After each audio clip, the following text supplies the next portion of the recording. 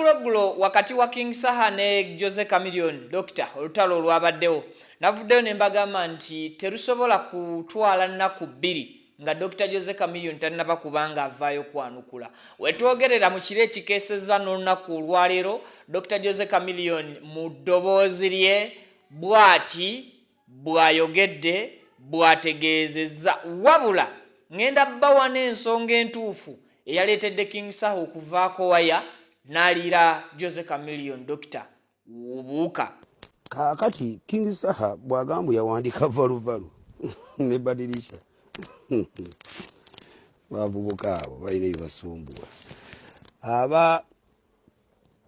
aba yeejaaka kubayita okwejaaka okitegera my brother.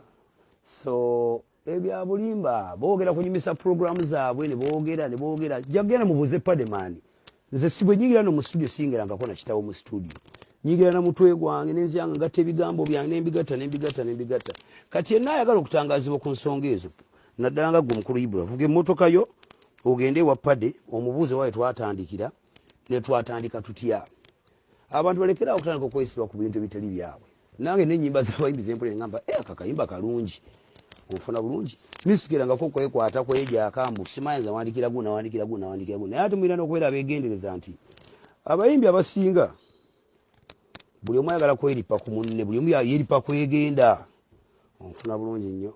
Kati King Saha bw'akeeranaga nti yawandika valuvalu n'alimba abantu ku TV y'eggwanga kirungi yatuusizza meseji ye naye nga meseji ye ya bulimba. Kati omukulu Calvin naye bw'aba akola emirimu gye yeetegereze kati bagenda bw'okuwa ekifo kya TV presenter baba bakuwadde okubanga olinganga judge oba jury asalirawo omulabi noono byayogera kiba nti abantu boogera ebintu ebitagwande ku TV ono presenter yalina okubudaabuda programu yenyumira abantu. Kati bwe namutulire naye ali kuli ku TV akanula amaaso nga naye agoberera ebintu ebitali mu makulu nalabye nga bano abagoberera Kadodi muntu agoberera Kadodi n'abuukira kuli amala kutuuka n'abuuza wayi bagenda kusala ani mpoza embalu. So basically siina gwe nnenya ku presenter mbanenya nnyo okulimba eggwanga okitegera abayimbi abo buli mwalina okumanya levo ye ofuna bulungi nnyo bawandiika ebiyimba ebyo bitanyumira abantu ne babisuula eyo ffe tuwandika ennyimba ezinyumira abantu ate ne bazeeripako yenna agamba yawandika valuvalu ne badirisha anyamba agenda awandikeyo n'omulala n'omulala naye abeere n'ennyumba ezinyuma bwe zityo naye ng'obukulu bwa kyonna kimalamu nnyo amaanyi nti ate abantu abategeevu badda ku TV z'eggwanga ne boogera ebintu byati bitakola makulu.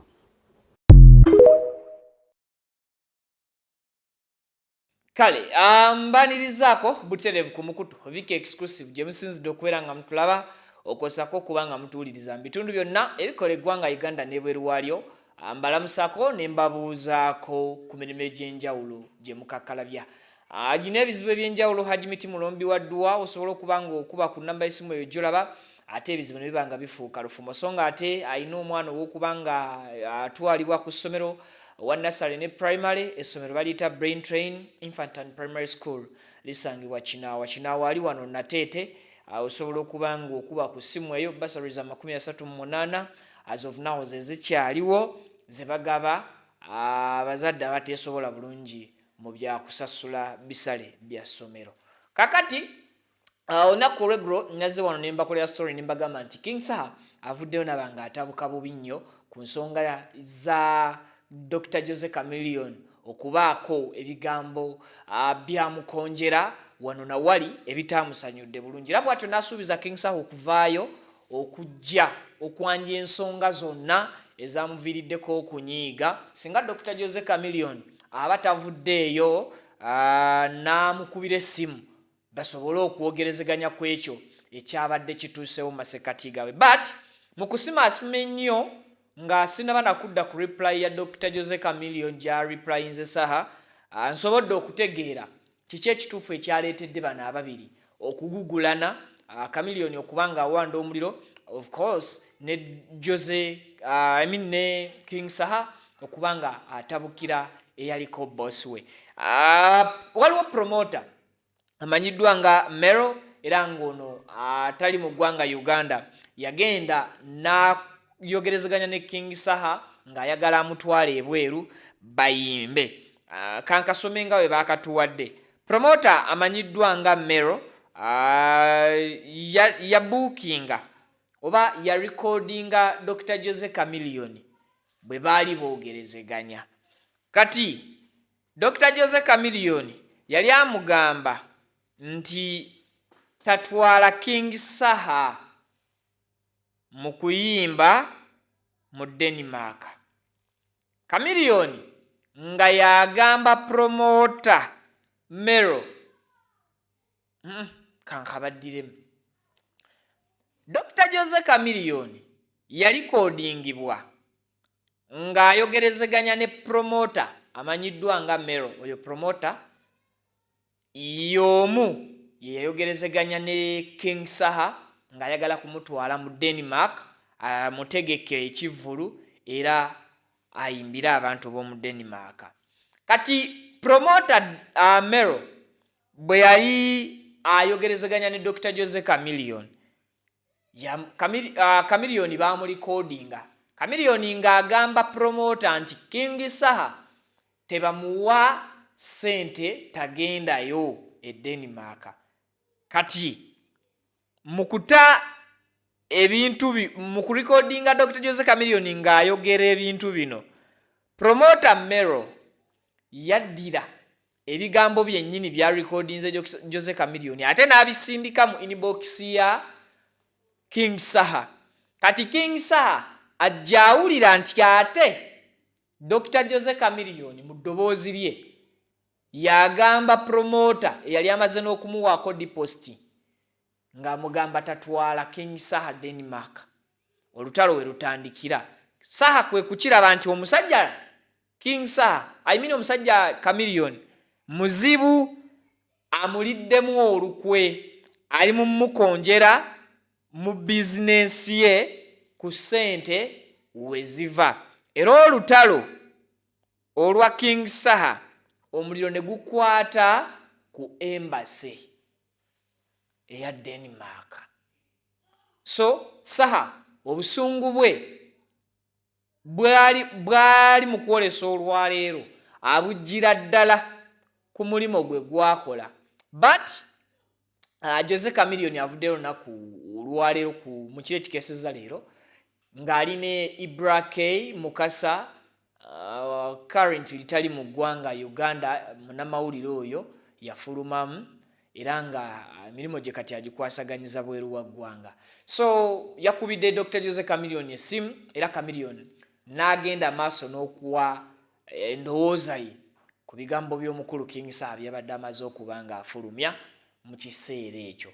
Wakati mu kwogera Dr. Jose Chameleone kwe yayogedde, yayongedde okuggumiza nti oluyimba olumanyiddwa nga Badilisha ne Valuvalu oba ennyimba okuli Badilisha ne Valuvalu, ennyimba ezo zize creation ye, magezi ge, content we, temulimu mukono gwa muyimbi King Saha. Era King Saha agamba ye mu katambi akamu ng'agamba nti oluyimba olumanyiddwa nga Badilisha lulwe ye yaluyiiza omukulu, si lulwe nti ye yaluyimba but ye yaluwandiikira omukulu Dr. Jose Chameleone. So Chameleone bino byonna yavuddeyo n'aba nga abyesamba era ng'abisamba gy'agamba bikyamu omuntu ayimba oba ayiye oluyimba oluli ku mutendera gwa Badilisha oba Valuvalu alina okuba nga alowooleza wala nnyo. N'awa ne example ya container. Obwongo bwe bulina okuba nga atilisi butula mu container ya 60 feet, ya 40 feet, si bu 20 to 25. So Chameleone n'aba nga akoze eki, ayambalidde Saha amuddiza omuliro. Wabula atera mu kiro kyekimu King Saha abadde alina wa performinga mumumanyi ye ogugwe teguggwa omusango. Era bw'atandika olutalo, bw'otandika ng'olutalo ne King Saha amanya ndoza King Saha olumu ayomberako ne mutoyi aba ali ku sinki asitamye asindika ng'era ayomba. Kuba King Saha olutalo lwabaddewo bugenza okkeera ku makya ku stage kwe yabadde nga Chameleone yamuyisizaamu ddegali. bwati bwe yakoze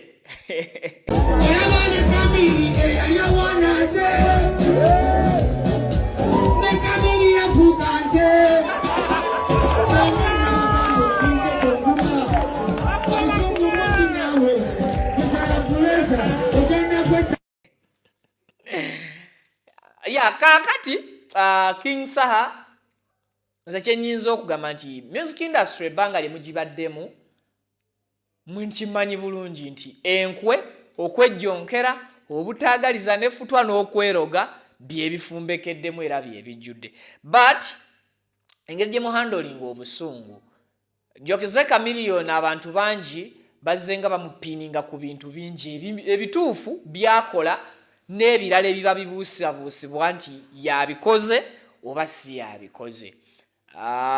Mukyala we katono mugenda kunsonyiwa okuteeka mu kofamire mukyala wa Kamiri kati bwe baayawukana Daniela azenga ayogera ebigambo ku bbaawe taata w'abaana be ensinga tebikkiriza. Chameleone yazaalabibwako mu bintu bingi ebirungi n'ebibi naye era waliwo moment Chameleone ne King Saha gye babeeramu nga Chameleone mwennyini atappraisinga talent y'omwana King Saha. Ekyo nno kitegeeza nti 2011 officially King Saha lwe yajoininga Rion Island ya Chameleone because 2011 King Saha lwayingira Rion Island 2014 King Saha lwafuluma Rion Island. So kitegeeza nti emyaka 3 officially yagimala wa mukulu Chameleone nga ye mukama we era nga ye mentor we. Fenna tukkiriza nti Chameleone alina ettafaali ddene ku King Saha naye ate era ekyo tekijjaawo nti King Saha yeetongola. Saha nga Saha alina ensobi ze ne Chameleone nga Chameleone alina ensobi ze but bwe tuteeka ku miizaani mu media muno ku Saha ne Chameleone ani alina ensobi ennyingi era ogenda kwesanga nga side ya Chameleone of course yegenda okutunuulirwa nga eyina ensobi ennyingi.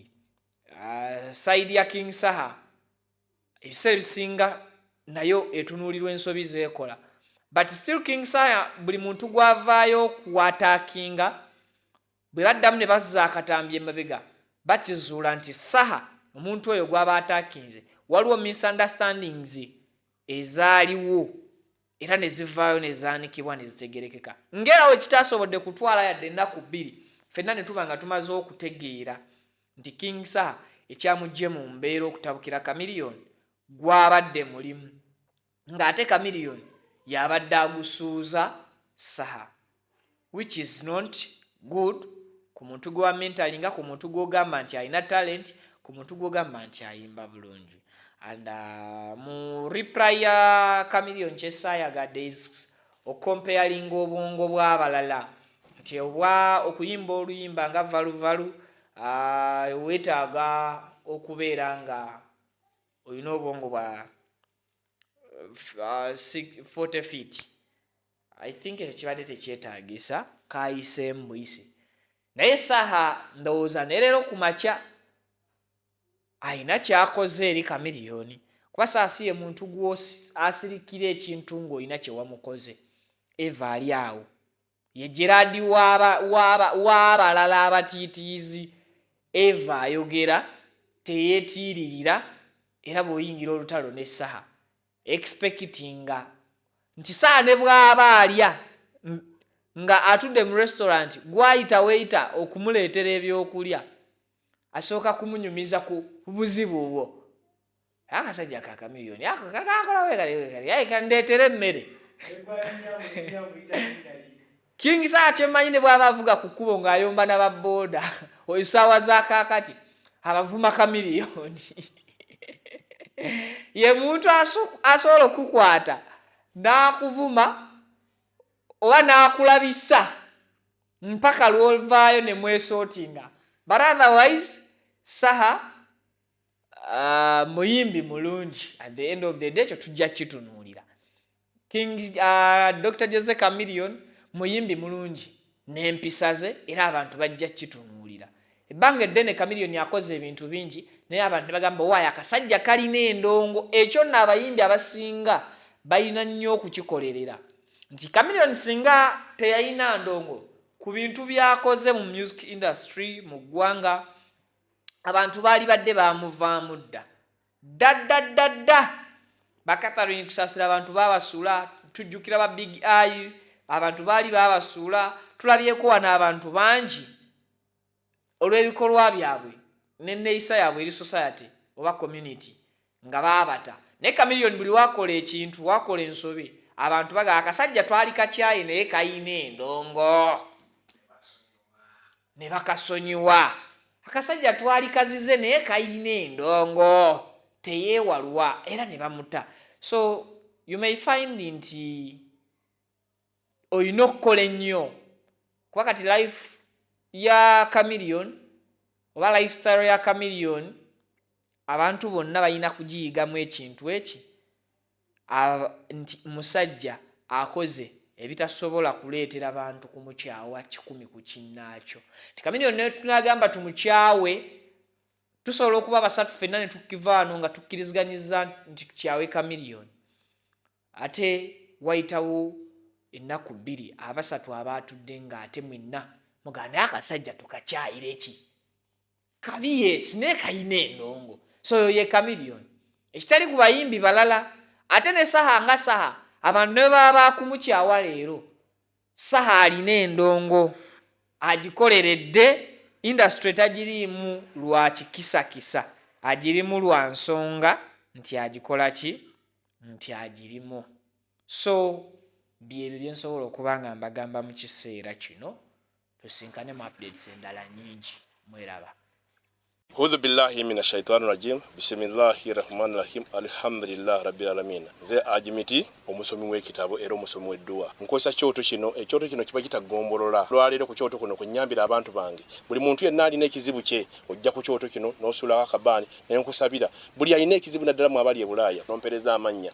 Naye nga sula mu kyoto kino ne nkusembera edduwa ne nkujjako ebizibu ne biba bikusumbuye. Amabanja gabakubanjiza gonna. Gwe yalema okufuna okuweebwa Ajimiti bompereze ebiwandiiko byonna bye bompereza ngo lye Bulaaya mbikwata nembizinga ne mwandika kapapula nembisula mu nnyanja nensaba Allah gwensinza asumulule ebyo bye babikulemeredde awa visa agifuna alemedde ofuna omusajja omulungi amufuna nsange ba ku namba 0752 887 15 15.